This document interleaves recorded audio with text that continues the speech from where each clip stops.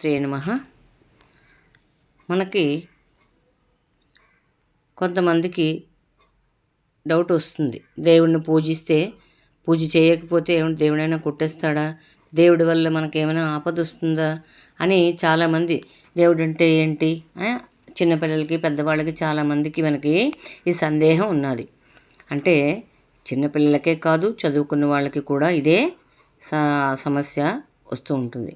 ఈ పెద్దవాళ్ళు కానీ తెలియని వాళ్ళు ఏంటి అలా అనకూడదు, అలా మాట్లాడితే కళ్ళు పోతాయి అని మనం భగవంతుని గురించి అవగాహన లేనప్పుడు చెప్తూ ఉంటాం.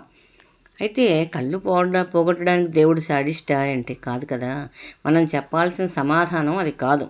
తెలియని వారికి అలా చెప్పడం వల్ల వారికి దేవునిపై ఉండే మనసు కూడా విరిగిపోయే ప్రమాదం ఉంటుంది. పూజ అనేది ఒక ప్రక్రియ. అంటే పూజ చేయకపోతే దేవుడికి కోపం వస్తుంది, దేవుడు మనకి కష్టాలు పెట్టిస్తాడు అనే అవేం కాదు. ఇదేంటంటే మనస్సుతో చేసే వ్యాయామం అన్నమాట. మన తెలివితేటలు జ్ఞానం పెరగడానికి మన మెదడుని మనమే ట్యూన్ చేసుకునే ప్రక్రియ. దీప ప్రజ్వలన అనేది త్రాటకం అనే యోగ ప్రక్రియ. రోజు ఒక 3 నిమిషాలు నూనె దీపాన్ని తదేకంగా చూస్తే మనకి కంటి జబ్బులు అరికట్టవచ్చని పెద్దలు చెప్పిన మాట. ఏదైనా కష్టమైన మంత్రాన్ని 11 సార్లు జపిస్తే మన నాలిక మొద్దుబారదట. అది నాలికకు చేసే ఎక్సర్సైజ్. అందువల్ల ఎటువంటి కష్టమైన పదాలైనా పలకగలిగే శక్తి వస్తుందట. ధారణ శక్తి పెరుగుతుంది. భాష మీద పట్టు పెరిగితే స్టేజ్ ఫియర్ కూడా పోతుంది.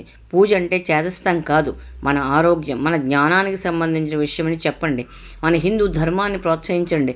అదే సమయంలో మూఢ విశ్వాసాలకు దూరంగా ఉండే విధంగా పిల్లలను తయారు చేయాల్సిన బాధ్యత కూడా పెద్దవాళ్ళ మీద ఉంటుంది.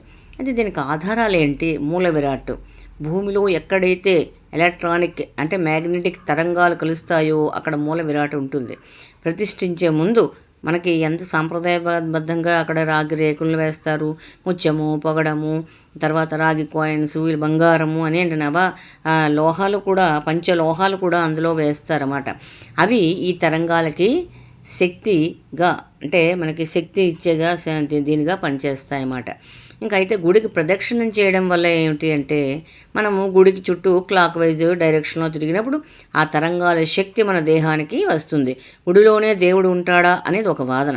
ఎక్కడైనా ఉంటాడు. మనకి ప్రహ్లాదుడు చెప్పినట్టుగా ఇందుగలడు అందులేదని సందేహం వలదు, చక్రి సర్వోపగతుడు ఎందెందు వెతికినా అందందేగలడు దానవాగ్రణ వింటే అని అంటాడు కదా.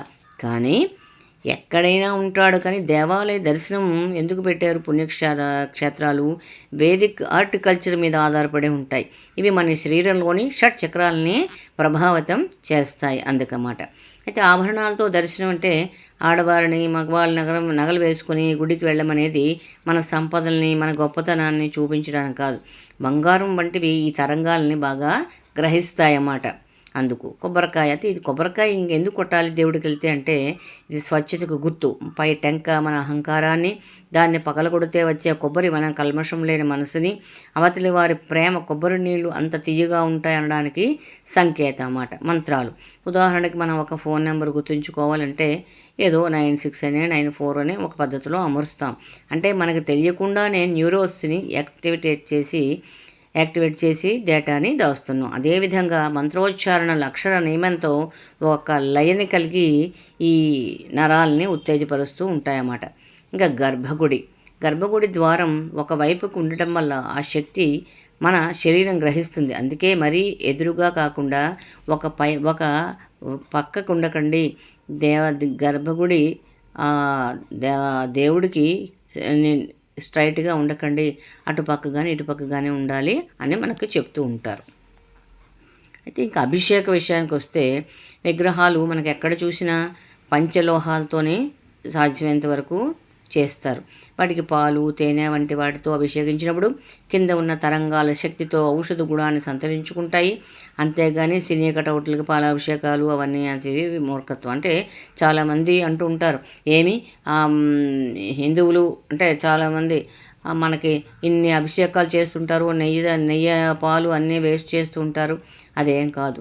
ఈ అభిషేకం చేయడం వల్ల ఆ పంచలోహ మీద పడిన ఆ తీర్థాన్ని మనం తీసుకోవడం వల్ల దానికి మన శరీరంలో ఉన్న ఏదైనా అనారోగ్యాలను పోగొట్టే శక్తి ఉంటుందన్నమాట. ఆ అభిషేకంతో చేసిన నీరు అవనండి, ఆ పంచామృతాలు అవనండి, ఆ తీర్థానికి అంత శక్తి ఉంటుంది. అందుకే గుడికి వెళ్ళినప్పుడు మనం ప్రసాదం తీర్థము తీసుకుంటాం అన్నమాట. ఇంకా హారతి విషయానికి వస్తే పచ్చకర్పూరానికి ఎన్నో ఔషధ గుణాలు ఉన్నాయి. హారతి తీసుకునేటప్పుడు ఆ వెచ్చదనాన్ని మన కంటికి తగిలేలా చేయాలి. దీనికి ఆయుర్వేద పరిభాషలో స్వేదకర్మ అని పేరు. ఊరికే గాల్లో హారతి తీసుకుంటే చాలదు. చాలామంది అవును మరి ప్రతి గుళ్ళోని అంత దగ్గరగా వెళ్ళి అందరూ తీసుకోవడం కుదరదు కాబట్టి మనం ప్రతిరోజు ఇంట్లో హారతి ఇచ్చి ఆ హారతిని 2 చేతులతోని 2 కళ్ళకి అద్దుకోవాలి అని మనకి పెద్దలు చెప్పారన్నమాట. మనకి ఇంతకు తెలుసు కదా, తీర్థంలో పచ్చకర్పూరం వేస్తారు, తులసి, లవంగాలు, యాలకులు ఇలా చేసినవి మనకి తీర్థంగా ఇస్తూ ఉంటారు. ఇంకా ఈ మడిబట్ట ఎందుకు? ఈ మడిబట్ట వల్ల ఏమిటి మడి తడి అంటుంటారు కదంటే, తడి బట్టలకి ఆక్సిజన్ని ఎక్కువగా తీసుకునే గుణం ఉంటుంది. అందుకే మనము ఇంకా ఎప్పుడెప్పుడో కాకుండా అలాంటి మడి బట్టను కట్టుకోవడం వల్ల ఎటువంటి క్రిమి కీటకాలు కాకుండా ఉంటాయి. రాత్రి ఆరవేసిన బట్ట తెల్లవారి కట్టుకోవడం వల్ల అది ఎలాంటి క్రిమి కీటకాలు దాని మీద వాలవు కాబట్టి అలాంటివి కట్టుకొని భగవంతుడికి మనం కట్టుకునే బట్టలు అన్నీ స్వచ్ఛంగా ఉండి భగవంతుని పూజిస్తే మరింత ఫలితాన్ని పొందుతామని మనకి పెద్దలు, పురాణాలు, శాస్త్రాలు మనకి ఇవన్నీ పెట్టారు. ఏది చేసినా ఏది పెట్టినా మనందరికీ మంచి ఆరోగ్యాని కోసము, మంచి జరగడం కోసము మన సనాతన ధర్మంలో ఇవన్నీ మనకి పెట్టి వాళ్ళు ఆచరించి మనకు చెప్పిన మాటలు ఇవి. మనం ఇప్పుడు దీన్ని వితండవాదంగా కొంతమంది చెప్తున్నారు, ఏమి అలాగే వెళ్ళాలా, ఇలాగే చేయాలా, దేవుడు ఎక్కడ లేదు. ఇవన్నీ చాలామంది తెలియక అడిగిన ప్రశ్నలు. ఇవన్నీ తెలుసుకుంటే ఎంత మనకి దేవుడు గుడికి వెళ్ళడం వల్ల కానీ, తీర్థం స్వీకరించడం వల్ల కానీ, ప్రదక్షిణం వల్ల కానీ మనకి ఎంత ఎనర్జీ వస్తుంది, ఆ వైబ్రేషన్ వల్ల మనం ఎంత ఆరోగ్యాన్ని పొందుతాం అనేది మనకి తెలుస్తుంది. ఇది మీరు తెలుసుకొని 10 మందికి షేర్ చేస్తారని భావిస్తున్నాను. శ్రీమాత్రే నమః. జై శ్రీకృష్ణ అండి. మీకు నచ్చితే లైక్ చేయండి, షేర్ చేయండి, కొత్త వాళ్ళు అయితే సబ్స్క్రైబ్ చేసి మీ కామెంట్స్ కూడా పెట్టండి. హరే కృష్ణ, హరే కృష్ణ.